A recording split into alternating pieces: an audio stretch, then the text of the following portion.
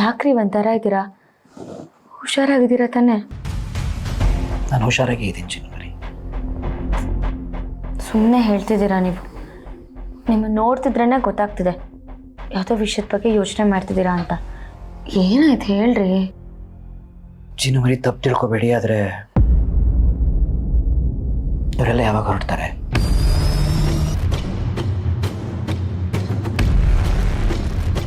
ಯಾಕ್ರಿ ಕೇಳ್ತಾ ಇದ್ದೀರಾ? ಅವರಿಂದ ನಿಮ್ಗೇನಾದರೂ ತೊಂದರೆ ಆಗ್ತಿದ್ಯಾ? ನೀವೇ ಅವನಿಗಿವತ್ತು ಸ್ವೀಟ್ಸ್ ಎಲ್ಲ ತಂದುಕೊಟ್ರಿ. ಅಣ್ಣ ಎಷ್ಟು ಖುಷಿಯಾಗಿದ್ದ ಗೊತ್ತಾ? ಅವನಿಗೆ ನೀವು ಅಂದರೆ ತುಂಬ ಇಷ್ಟ ರೀ.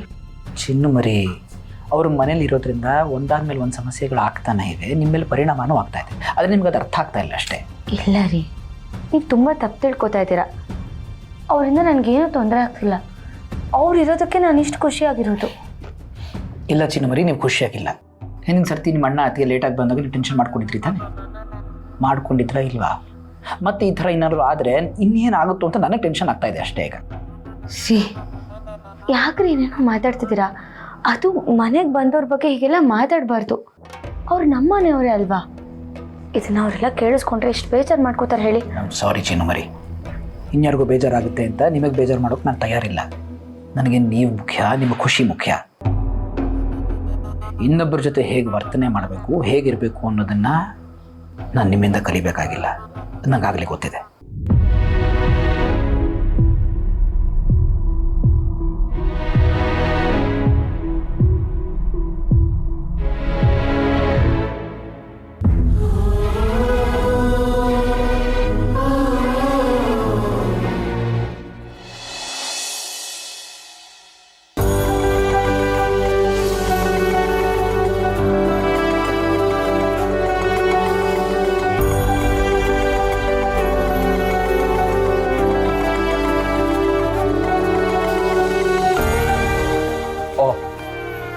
ಮೇಸ್ತ್ರಿ, ಏನಣ್ಣ ಮೊದಲನೇ ದಿವಸ ಕೆಲಸ ಏನಿಸ್ತು? ಏನು ತೊಂದರೆ ಇಲ್ಲ ಮೇಸ್ತ್ರಿ. ರಾತ್ರಿ ಎಲ್ಲ ಎದ್ದು ಕೆಲಸ ಮಾಡೋ ಅಭ್ಯಾಸ ಇಲ್ಲ, ಒಂಥರ ಹೊಸ ಅನುಭವ ಅನ್ನಿಸ್ತು. ರಾತ್ರಿ ಯಾರಾದರೂ ಬಂದಿದ್ರಾ? ಇಲ್ಲ ಮೇಸ್ತ್ರಿ, ನಾನು ಅವಾಗವಾಗ ಒಂದು 2 ಗಂಟೆಗೆ ಒಂದ್ಸಲ ಎದ್ದು ಸುತ್ತ ನೋಡ್ತಾ ಇದ್ದೆ, ಆ ಥರ ಯಾರೂ ಬಂದಿಲ್ಲ. ಸರಿ, ಈಗ ನೀವು ಮನೆಗೆ ಹೋಗಿ ರಾತ್ರಿಗೆ ಬನ್ನಿ. ಸರಿ, ಸ್ಟೋರ್ ರೂಮ್ ಕೀ ಮೇಸ್ತ್ರಿ. ಸರಿ, ಬರ್ತೀನಿ ಹಾಗಾದ್ರೆ. ಸರಿ ಮೇಸ್ತ್ರಿ, ಒಂದು ಮಾತು ಕೇಳಲಾ? ಕೇಳಿ, ಅದೇನಂತ? ಅದು ಹಗಲೊತ್ತು ನಾನು ಆಟೋ ಓಡಿಸ್ತೀನಲ್ಲ, ಈ ಏರಿಯಾಗೆ ಏನಾದ್ರೂ ನನಗೆ ಪ್ರಯಾಣಿಕರು ಸಿಕ್ಕಿ ಬಂದಾಗ ಬೇಕಾದ್ರೆ ನಾನು ಈ ಕಡೆ ಬಂದು ಒಂದು ರೌಂಡ್ ನೋಡ್ಕೊಂಡು ಹೋಗ್ತೀನಿ, ಪರವಾಗಿಲ್ಲ ಅಲ್ವಾ? ಅದನ್ನ ಕೇಳಬೇಕಾ? ಧಾರಾಳವಾಗಿ ಬಂದು ನೋಡ್ಕೊಂಡೋಗಿ. ಹಾಗೆ ನಮ್ಗೇನಾದ್ರೂ ಮೆಟೀರಿಯಲ್ ಬೇಕಂದ್ರೆ ನಾವು ನಿಮಗೆ ಹೇಳ್ತೀವಿ, ತಂದಾಕ್ಬೇಕು. ಖಂಡಿತ, ಒಂದು ಫೋನ್ ಮಾಡಿದ್ರೆ ಸಾಕು, ನಾನು ಮಾಡ್ತೀನಿ. ಬರ್ತೀನಿ ಹಾಗಾದ್ರೆ ಮೇಸ್ತ್ರಿ. ಸರಿ ಸರಿ.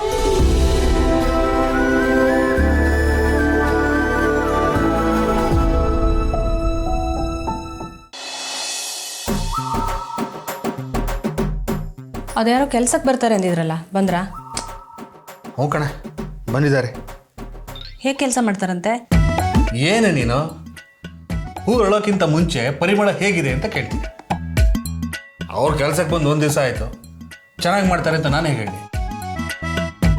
ಈಗಿನ ಕಾಲದಲ್ಲಿ ಏನು ಗೊತ್ತಾನೆ, ಕೆಲಸ ಗಿಟ್ಸ್ಕೋಬೇಕು ಅಂದರೆ ಒಳ್ಳೆಯವ್ರ ಥರ ಆ್ಯಕ್ಟ್ ಮಾಡ್ತಾರೆ. ಒಂದು ಸಲ ಸಲಿಗೆ ಕೊಟ್ವಿ ಅಂತ ತಟ್ಕೋ, ನಮ್ಮ ತಲೆ ಮೇಲೆ ಹತ್ತು ಕೂತ್ಕೊಂಡ್ಬಿಡ್ತಾರೆ. ಅದಕ್ಕೆ ನಾನು ಯಾರನ್ನೂ ನಂಬಲ್ಲ. ಅಯ್ಯೋ ಯೋ ಯೋ ಯೋ, ಹೆತ್ತು ಅಪ್ಪ ಅಮ್ಮನೇ ನಂಬಲ್ಲ ನೀವು, ಇನ್ನು ಆ ಕೆಲಸದವ್ರನ್ನ ನಂಬಿಡ್ತೀರಾ? ಏನು ನೀನು ಗಂಡನ್ನು ಅರ್ಥನೇ ಮಾಡ್ಕೊಂಡಿಲ್ಲ ನೀನು. ನಾನು ಎಲ್ಲದರಲ್ಲೂ ಪರ್ಫೆಕ್ಟು. ಅದಕ್ಕೆ ಅವ್ರ ಆಧಾರ್ ಕಾರ್ಡು, ಪ್ಯಾನ್ ಕಾರ್ಡು ಎಲ್ಲ ತಗೋಬೇಕು ಅಂತಿದ್ದೀನಿ. ಯಾವ ಸಂತೋಷಕ್ರಿ ಅದನ್ನೆಲ್ಲ ತಗೋತೀರಾ? ಯಾಕೆಂದರೆ ಅವರು ದೋಚ್ಕೊಂಡು ಹೋದರೆ ಆಧಾರ್ ಕಾರ್ಡಲ್ಲಿ ಅವ್ರ ಅಡ್ರೆಸ್ ಇರುತ್ತಲ್ಲ, ಅವ್ರು ಹುಡ್ಕೊಂಡು ಅವ್ರ ಮನೆಗೆ ಹೋಗ್ಬೋದು ಅಂತ. ಏನು ತಲೆ ರೀ ನಿಮ್ಮದು? ಕಳ್ತನಕ್ಕೆ ಅಂತ ಬಂದಿರೋನು ನಿಮ್ಗೆ original Aadhaar card, original PAN card ಎಲ್ಲ ಕೊಟ್ಬಿಡ್ತಾನೆ. ಅನುಮಾನ ಇರಬೇಕು ಬೇರೆಯವ್ರ ಮೇಲೆ, ತೀರಾ ಇಷ್ಟೊಂದಲ್ಲ.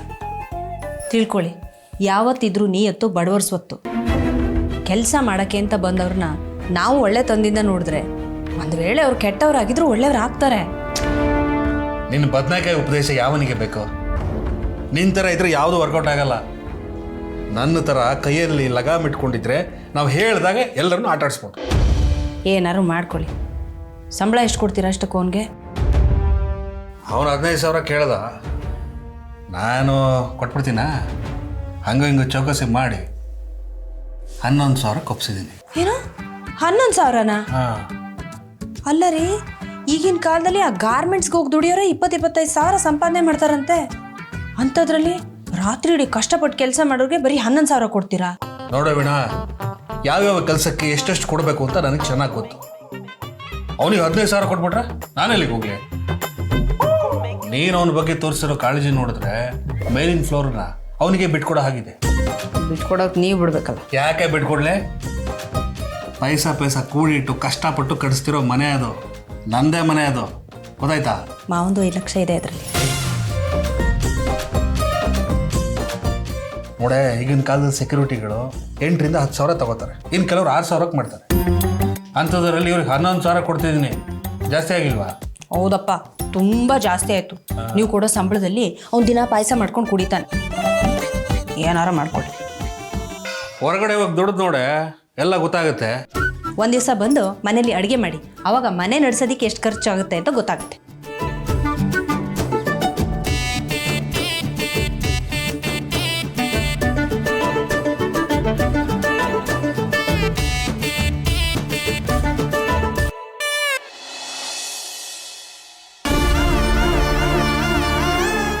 ನಾನು ಎಲ್ಲಿದ್ದೀನಿ ಹೆಂಗಿದ್ದೀನಿ ಅಂತ ತಿಳ್ಕೊಂಡ್ರೆ ನಿನಗೂ ಒಳ್ಳೇದು ನನಗೂ ಒಳ್ಳೇದು. ನಡಿ ಒಳಿಕೆ. ಸ್ವಲ್ಪ ನಿನ್ನ ಹೆಂಡತಿಗೆ ಬುದ್ಧಿ ಹೇಳು, ಯಾವ ಕೆಲಸಕ್ಕೂ ಹೋಗೋದು ಬೇಡ ಅಂತ. ಇಲ್ಲಿಂದ ನಮ್ಮನೆ ನೆಮ್ಮದಿ ಹಾಳಾಗಿದೆ, ಸಾಕು. ಅವ್ರೇನು ಹೊಸ ಕೆಲ್ಸಕ್ಕೆ ಹೋಯ್ತವ್ರ? ಮೊದಲು ಹೋಯ್ತಿದ್ರು, ಈಗಲೂ ಹೋಯ್ತವ್ರೆ. ಅದ್ರಲ್ಲಿ ಯಾಕೆ ತಪ್ಪು ಹುಡುಕ್ತಿದ್ಯಾ? ಮೇಡಮ್ ಅವರೇ,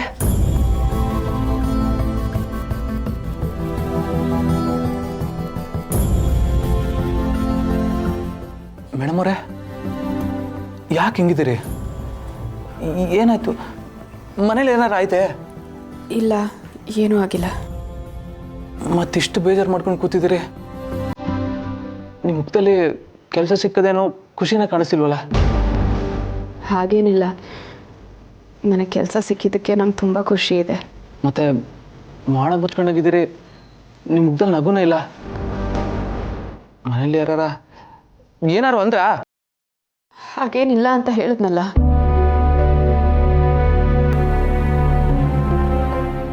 ನೋಡಿ, ನಿಮಗೆ ಆವತ್ತೇ ಹೇಳಿದ್ದೀನಿ, ನನ್ನ ವಿಷಯವಾಗಿ ನೀವು ಮನೆಯವ್ರ ಹತ್ರ ಜೋರಾಗಿ ಮಾತಾಡೋದು ಬೇಕಾಗಿಲ್ಲ. ಮನೆಯವ್ರಿಗೆ ಗೌರವ ಕೊಡಿ. ನಾನು ಬೇಜಾರಾಗಿರೋದು ಬೇರೆ ಕಾರಣಕ್ಕೆ. ಬೇರೆ ಸುಖ? ನಾನು ಖುಷಿ ಸ್ಕೂಲಿಗೆ ಬರ್ತಿರೋದು ನಿಮ್ಗೆ ಇಷ್ಟ ಅಲ್ವೇ ಮೇಡಮ್ರೆ? ಅದಕ್ಕೇನಾದರೂ ಹಿಂಗಿದ್ರಿಯಾ?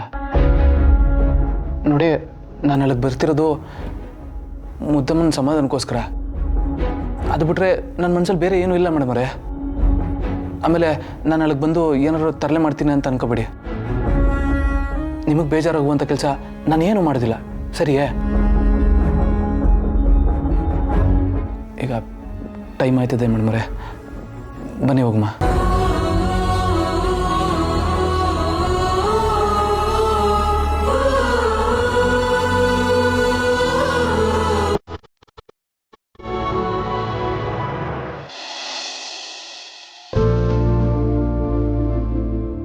ಅದು ಊಟ. ಅಣ್ಣ,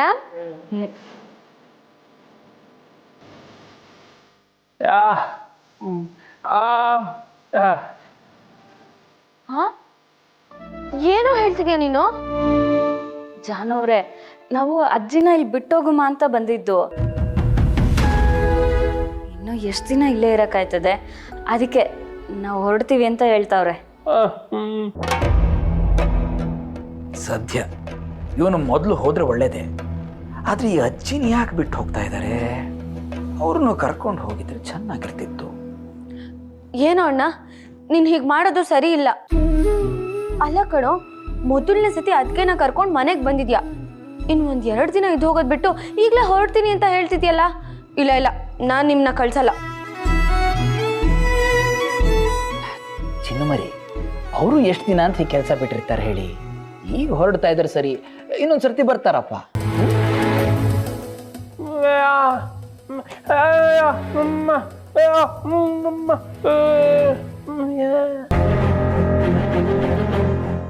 ಇಲ್ಲ, ಅದೆಲ್ಲ ಆಗಲ್ಲ.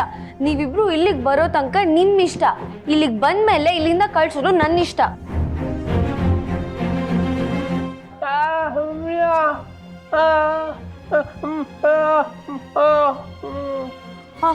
ಕೆಲಸ ತಾನೆ? ಸರಿ, ನೀನು ಓನರ್ ಇದ್ದಾರಲ್ಲ ಅವ್ರ ನಂಬರ್ ಕೊಡು, ನಾನೇ ಫೋನ್ ಮಾಡಿ ಮಾತಾಡ್ತೀನಿ.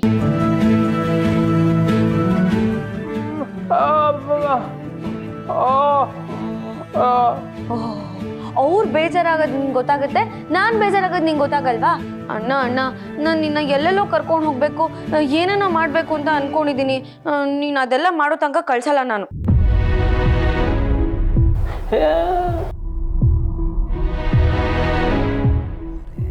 ಅವರೇ ಹೋಗ್ತೀನಿ ಅನ್ನೋವಾಗ ಇವ್ರು ಯಾಕೆ ಕಳಿಸ್ಕೊಡ್ದೆ ಏನೋ ಮಾಡ್ತೀನಿ ಅಂತಿದಾರಲ್ಲ, ಯಾಕೆ ಇವ್ರು ಹೀಗಾಡ್ತಾರೆ? ಜಾನವ್ರೆ, ಈಗಾಗಲೇ 2 ದಿನ ನಾವು ಇಲ್ಲೇ ಇದ್ದೀವಿ, ಇನ್ನು ಎಷ್ಟು ದಿನ ಅಂತ ಇರೋಕ್ಕಾಯ್ತದೆ? ಇನ್ನೊಂದ್ಕಿಂತ ಮತ್ತೆ ಬರ್ತೀವಿ. ಅಜ್ಜಿ, ನೀನೇ ಇವರಿಬ್ರಿಗೂ ಹೇಳಬೇಕು. ಇವಾಗ ಅವ್ರು ಹೊರಟ್ರೆ ನಾನು ಕೋಪ ಮಾಡ್ಕೋತೀನಿ. ಕೋಪ ಮಾಡ್ಕೊಂಡ್ರೆ ಏನಾಗುತ್ತೆ ನಂಗೆ ಅಂತ ಗೊತ್ತು ತಾನೆ, ಅದ್ರ ಬಗ್ಗೆನೂ ಯೋಚನೆ ಮಾಡ್ಕೊಂಡು ಕುತ್ಕೋತೀನಿ. ಏ ವೆಂಕಿ, ಅವಳು ಹೇಳೋ ಮಾತು ಕೇಳು. ಈ ಸಮಯದಲ್ಲಿ ಅವಳು ಖುಷಿಯಾಗಿರ್ಬೇಕು ಕಣ. ಅವಳು ಆಸೆ ಪಟ್ಟಿದ್ದನ್ನೆಲ್ಲ ನೆರವೇರಿಸ್ಬೇಕಾದ್ದು ಅಣ್ಣನ ಕರ್ತವ್ಯ ಕಣ. ಸುಮ್ಮನೆ ಅವ್ರು ಹೇಳ್ದಾಗ ಕೇಳ್ಕೊಂಡು ಇಲ್ಲೇ ಇರೋ.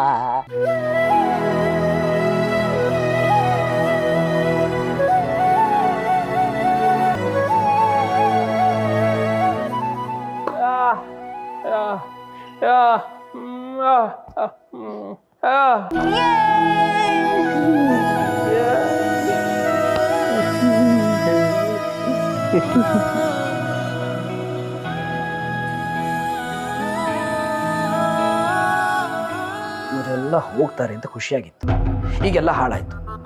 ಒಟ್ಟಿನಲ್ಲಿ ಇವರಿಂದ ನನಗೆ ನೆಮ್ಮದಿನೇ ಇಲ್ದಾಗಿದೆ.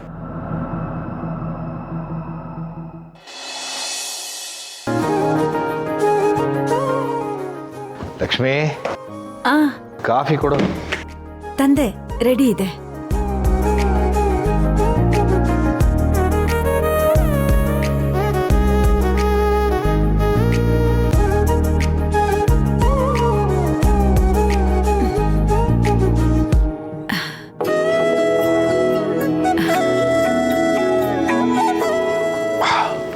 ರೀ, ಕೆಲಸ ಹೇಗಿತ್ತು? ಏನು ತೊಂದರೆ ಇಲ್ಲ ಲಕ್ಷ್ಮಿ.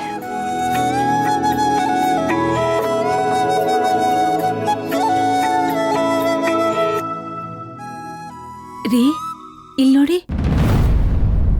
ಅಯ್ಯೋ, ಏನ್ರಿ ಇದು? ಕಣ್ಣು ಕೆಂಪಾಗಿದೆ. ನೋಡಿದ್ರೆ ನೀವು ರಾತ್ರಿ ಎಲ್ಲ ನಿದ್ದೆನೆ ಮಾಡಿಲ್ಲ ಅನ್ನಿಸ್ತಿದೆ. ಹಾಗೆಲ್ಲ ಏನಿಲ್ಲ ಲಕ್ಷ್ಮಿ, ಹೊಸ ಜಾಗ ಅಲ್ವಾ, ಆಮೇಲೆ ಲೋಡ್ಗಳು ಬರೋದು ಹೋಗೋದು, ಹಾಗಾಗಿ ಒಂದು ಸ್ವಲ್ಪ ನಿದ್ದೆ ಕಮ್ಮಿ ಅನಿಸುತ್ತೆ ಅಷ್ಟೇ. ಇದಕ್ಕೆ ಹೇಳಿದ್ದು ರೀ, ನೀವು ರಾತ್ರಿ ಹೊತ್ತು ಕೆಲಸ ಮಾಡೋದು ಬಿಟ್ಬಿಡಿ ಅಂತ. ಬೆಳಗ್ಗೆಯಿಂದ ಸಂಜೆವರೆಗೂ ಕೆಲಸ ಮಾಡೋದು ಸಾಕಲ್ವಾ? ಈ ರೀತಿ ಕೆಲಸ ಮಾಡಿದ್ರೆ ನಿಮ್ಮ ಆರೋಗ್ಯ ಏನಾಗುತ್ತೆ ಹೇಳಿ? ನೋಡು, ಈಗಿನ್ನೂ ಶುರು ಮಾಡಿದ್ದೀನಿ. ಯಾವುದೇ ಕೆಲಸ ಪ್ರಾರಂಭದಲ್ಲಿ ಕಷ್ಟ ಅನಿಸುತ್ತೆ, ಆಮೇಲೆ ಸರಿ ಹೋಗುತ್ತೆ. ರೀ, ಕೆಲಸ ಜಾಸ್ತಿ ಇದೆಯಾ? ಏನಿಲ್ಲ ಲಕ್ಷ್ಮಿ, 1-2 ಲೋಡ್ ಏನೋ ಬಂತು, ಇಷ್ಟು ಗಂಟೆಗೆ ಬಂತು ಅಂತ ಬರೆದಿಟ್ಟೆ ಅಷ್ಟೇ. ರಾತ್ರಿ ಇನ್ನೇನೂ ಕೆಲಸ ಇಲ್ಲ. ರೀ, ಈ ರೀತಿಲಿ ಲೋಡ್ ಯಾವಾಗ ಬರುತ್ತೆ ಅನ್ನೋ ಯೋಚನೆಲೇ ನೀವಿದ್ರೆ ಹೇಗೆ ನಿದ್ದೆ ಬರುತ್ತೆ ಹೇಳಿ ನಿಮಗೆ? ನೋಡು, ಸಂಬಳ ಕೊಡೋರು ಸುಮ್ಮನೆ ಮಲಗಿಸ್ಬಿಟ್ಟು ಕೂರಿಸ್ಬಿಟ್ಟು ಸಂಬಳ ಕೊಟ್ಟು ಕಳಿಸ್ತಾರ. ಕೆಲಸ ಮಾಡಲೇಬೇಕಾಗತ್ತೆ ಲಕ್ಷ್ಮಿ. ಇದನ್ನೇನು ನಾನು ಪರ್ಮನೆಂಟಾಗಿ ಮಾಡ್ತೀನಾ? ನಮ್ಮ ಜಾನು ಬಾಣಂತನ ಆಗೋ ತನಕ, ಆಮೇಲೆ ಈ ಕೆಲಸ ಬಿಟ್ಬಿಡ್ತೀನಿ, ಆಯಿತಾ? ಏನೋ ರೀ, ನನ್ನ ಸಮಾಧಾನ ಮಾಡೋಕ್ಕೆ ನೀವು ಈ ಥರ ಏನಾದರೂ ಹೇಳ್ತಾ ಇರ್ತೀರಾ? ನೀವು ಕೆಲಸ ಮಾಡೋದು ನನಗೆ ಸ್ವಲ್ಪನೂ ಇಷ್ಟ ಇಲ್ಲ. ನಿಮಗೆ ಕಷ್ಟ ಆದರೆ ನಾಳೆಯಿಂದ ಕೆಲಸಕ್ಕೆ ಹೋಗಬೇಡಿ. ಜೀವನಕ್ಕೆ ದೇವರು ಬೇರೆ ದಾರಿ ತೋರಿಸ್ತಾನೆ ರೀ. ಲಕ್ಷ್ಮಿ, ಈಗ ದೇವರು ಜೀವನಕ್ಕೆ ದಾರಿ ತೋರಿಸಿಯಾನೆ. ದಾರಿ ತೋರಿಸಿದಾಗ ನಾವು ಕಣ್ಮುಚ್ಕೊಂಡು ಕೂತ್ಕೊಂಡ್ರೆ ನಮಗೆ ತಪ್ಪಾಗತ್ತೆ. ಮನೇಲಿ ಮಲ್ಕೊಳ್ಳೋ ಬದಲು ಅಲ್ಲೋಗಿ ಕೂತ್ಕೊಳ್ತೀನಿ ಅಷ್ಟೇ. ನೀನೇ ಧೈರ್ಯ ಹೇಳಬೇಕಾಗಿರೋಳು ಹಿಂಗೆ ಮಾತಾಡಿದ್ರೆ ನನಗೇನು ಅನಿಸುತ್ತೆ ಹೇಳು? ಒಂದು ಸ್ವಲ್ಪ ದಿನ ಎಲ್ಲ ಸರಿ ಹೋಗುತ್ತೆ.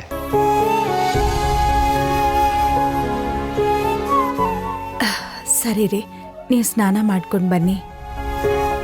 ಖುಷಿ ಸ್ಕೂಲ್ಗೆ ಹೋಗಬೇಕು. ಓಹ್, ಇವತ್ತು ಸ್ಕೂಲಲ್ಲಿ ಪೇರೆಂಟ್ಸ್ ಮೀಟಿಂಗ್ ಇದೆಯಂತೆ. ಅಲ್ಲಿ ಭಾವನಾನು ಸಿದ್ದು ಬರ್ತಿದ್ದಾರಂತೆ ರೀ. ಭಾವನಾ ಸಿದ್ದು ಜೊತೆಲಿ ಬರ್ತಿದ್ದಾರಾ? ಹೌದು ರೀ, ಜೊತೆಲೇ ಬರ್ತಿದ್ದಾರಂತೆ. ನನಗೂ ಇದನ್ನು ಕೇಳಿದಾಗ ಆಶ್ಚರ್ಯ ಆಯಿತು. ಮೊನ್ನೆ ನಡೆದ ಘಟನೆಯಿಂದ ಭಾವನಾ ಹೇಗಿದ್ದಾಳೋ, ಭಾವನಾ ಸಿದ್ದುನ ಒಪ್ಕೊಂಡಿದ್ದಾಳೋ ಇಲ್ವೋ ಏನು ಅಂತ ಭಯ ಆಗಿತ್ತು. ಈಗ ಜೊತೆಯಾಗಿ ಬರ್ತಿದ್ದಾರೆ ಅಂತ ಕೇಳಿ ಖುಷಿ ಆಯಿತು. ಆದರೆ ಅವ್ರು ಹೇಗೆ ಬರ್ತಾರೆ ಅನ್ನೋದನ್ನು ನೋಡಬೇಕು. ನೀನೇನು ಯೋಚನೆ ಮಾಡಬೇಡ. ಅವರಿಬ್ಬರ ನಡುವೆ ಹಾಗೆ ವೈಮನಸ್ಯ ಇದ್ದರೆ ಈ ಸಲ ಸಿಕ್ತಾಗ ಮಾತಾಡಿ ಸರಿಪಡಿಸೋಣ. ಆಯ್ತು ರೀ, ಸ್ನಾನ ಮಾಡ್ಕೊಂಡು ಬನ್ನಿ.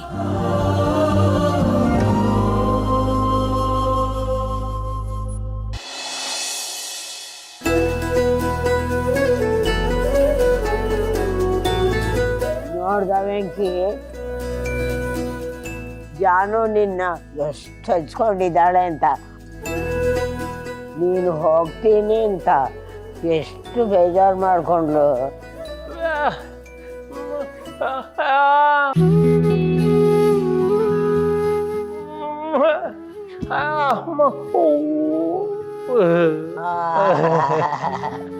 ವೆಂಕಿ ಅಣ್ಣ, ಅದಕ್ಕೆ ಬನ್ನಿ, ನಾವು ಹೊರಗಡೆ ಹೋಗಿ ಬರೋಣ ಇವತ್ತು.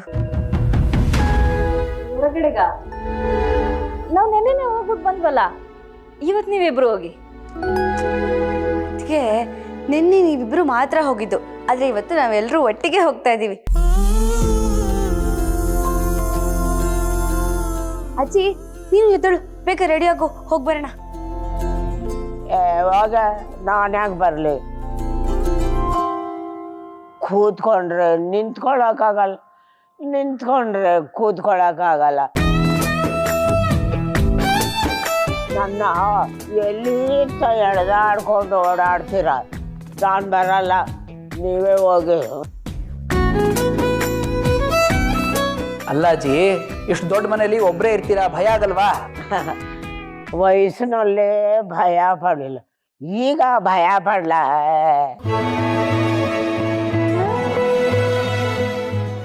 ಅಲ್ಲ ಅಜ್ಜಿ, ಒಬ್ಬರೇ ಇರ್ತೀರಿ, ಟಿವಿನೂ ಇಲ್ಲ, ಬೋರ್ ಆಗುತ್ತಲ್ವಾ ಅಂತ ಕೇಳ್ದಪ್ಪ. ಅದೊಂದೇ ಯೋಚನೆ. ದೊಡ್ಡ ಮನೆ,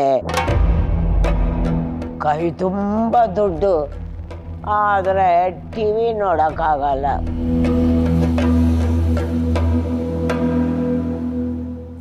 ಅಜ್ಜಿ ನೋಡಿ, ನಾನು ಆಫೀಸಲ್ಲೇ ಇರ್ತೀನಿ, ಇನ್ನು ಜಾನ್ವಿ ಅವ್ರಿಗೆ ಮೊಬೈಲ್ ಇದೆ, ಹಾಗಾಗಿ ನಾವು ಟಿವಿ ಹಾಕಿಸ್ಕೊಂಡಿಲ್ಲ. ನಿಮ್ಗೆ ಬೇಕು ಅಂತಂದ್ರೆ ನಾನು ರೀಚಾರ್ಜ್ ಮಾಡಿಸ್ಕೊಡ್ತೀನಿ ಬಿಡಿ. ಹೋಗ್ರಪ್ಪ ನೀವು, ನಾನು ಬರಲ್ಲ. ನೀನು ಬರೋ ತನಕ ನಾನು ನಿದ್ರೆ ಮಾಡ್ತಾ ಇರ್ತೀನಿ.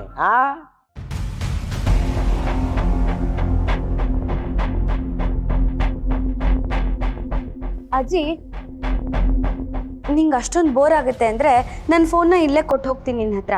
ಇದರಲ್ಲಿ ZEE5 ಇದೆ, ನಿನಗೆ ಯಾವ ಸೀರಿಯಲ್ ಬೇಕೋ ನೋಡ್ಕೋಬೋದು. ಅದೆಲ್ಲ ನನಗೆ ಗೊತ್ತಿಲ್ಲ, ಬೇಡ ಕಡೆ. ಅಯ್ಯೋ, ಅದೇನು ಕಷ್ಟದ ನೋಡಿಲಿ.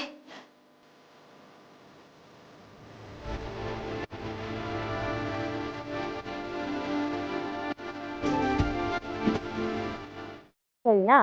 ನಿಂಗೆ ಗೊತ್ತಾಗ್ಲಿಲ್ಲ ಅಂದ್ರೆ ನೋಡು ಇದನ್ನ ಒತ್ತು. ಅವಾಗ ಇಲ್ಲಿ ಒಂದು ನಂಬರ್ ಕಾಣಿಸ್ತಿದ್ಯಲ್ಲ, ಇದಕ್ಕೆ ಕಾಲ್ ಮಾಡು. ಅವ್ರ ನಂಬರು ನಾನು ರಿಸೀವ್ ಮಾಡಿ ಏನೇನು ಬೇಕೋ ಎಲ್ಲ ಹೇಳ್ತೀನಿ. ಹಾ, ತಗೋ.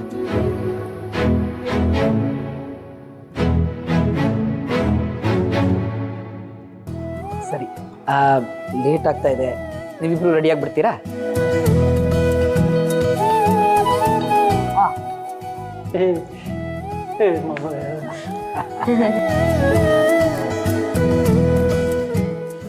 ಚಿನ್ನಮರಿ, ಅವ್ರು ಬರೋಕ್ ಮುಂಚೆ ನಿಮ್ಗೆ ಒಂದು ಲೋಟ ಬಿಸಿ ಬಿಸಿ ಹಾಲು ಮಾಡ್ಕೊಂಡ್ಬಂದ್ಬಿಡ್ತೀನಿ.